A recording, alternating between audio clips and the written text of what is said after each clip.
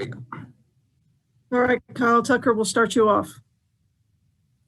Davion, how much have you felt like you needed to step into the leadership void here with the start, and obviously disappointed with the outcome today, but did you feel like you sort of took some ownership of the team today? Yeah. I'm not really understanding the question though. Just it seems like early on this team needed somebody to step in and take charge and just say, follow me. I'll lead the way. Do you feel like you have done that? And did you feel like you were especially doing that today? Yeah. Like you said, we wish it would have turned out our way, but yeah, I feel like right now, it's kind of a necessity for me to be that guy to come out there and be the voice and kind of talk on both sides of the floor. But, I don't know. Larry Vaught will come to you next. Davion, there's no way I'm assuming you could even imagine 1-6 when you came to Kentucky. But with the way it started now, your play is picked up. What do you say to some of these younger guys that are really struggling? What can you do to help them? Or is there anything anybody else can do? They just have to get out of it themselves?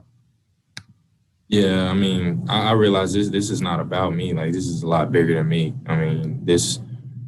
We all want to win, all of these guys here. None of us would have imagined this, but we just keep fighting. We just got to keep fighting. At this point, we kind of throw away a record in our minds, and we just go out there and play basketball. And like Coach says, refuse to lose at this point. Jerry Tipton will come to you next. Davion, it was pointed out that you didn't get the ball much down the stretch, and you obviously were the leading scorer today. Would you describe the defense Louisville played on you, especially on that last play? Because Coach said the options were you or Olivier. Yeah, I think most of that is my fault, though. I wasn't more assertive to go get the ball and to, call one more when guys would penetrate. So I kind of take credit for why I didn't get the ball down the stretch.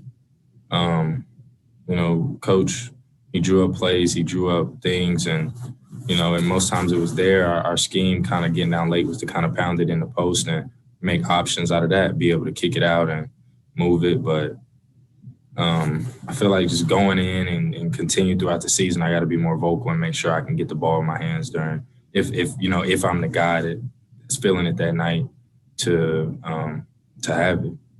And Olivier, it's the second straight game. He didn't have a basket. What do you think's going on there? I'm sorry, it was the second straight game. What again? That he did not have a field goal. He did not have a basket. I believe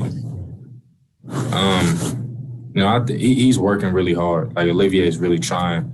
And right now, it's a lot of, it could be a lot of pressure at the moment. But, Olivier is a great player. He's going to figure it out. We just got to find a way to keep him involved in our offense. We got to find a way to, get him involved early, matter of fact, especially when there's mismatches for him.